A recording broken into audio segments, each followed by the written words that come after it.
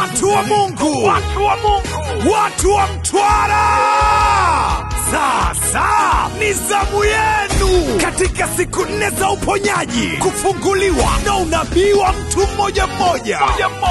Je, unateswa na wachawi kwa magonjwa na umasikini wa kichawi?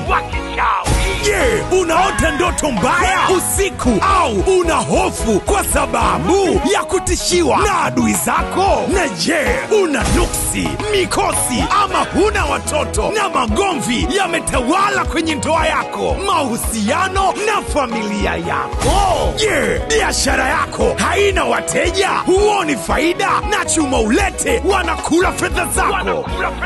Biblia inasema, kitabu cha Mika sura ya 5 mstari wa 12, nami nitakatilia mbali uchawi usiwe mkononi mwako, wala hautakuwa tena watu wenye kutabana. Ni muda wa kufutwa machozi. Wakazi wa Mtwara, Lindi, Kirwa, Liwale, Tunduru, Masasi, Nyamongo na ukanda wote wa kusini mwa Tanzania,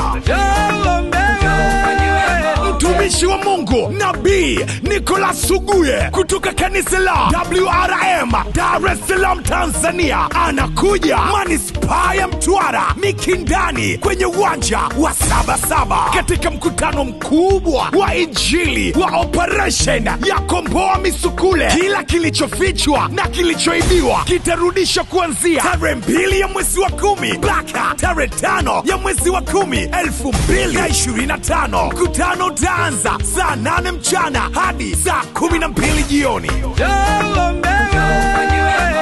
Walete wagonjwa wenye kisukari, kansa, ukimwi, vipofu, wasiotembea na mengine mengi. Mungu atawaponya. Shona ndugu yako, rafiki yako, watu wote wa nyumbani mwako na watu wa dini zote mnakaribishwa. Kumbuka, uponaji na kufunguliwa ni bure kabisa. Mtwara, Mkapali, tunide kusabasaba. Mjomba, mama, Ida, tuke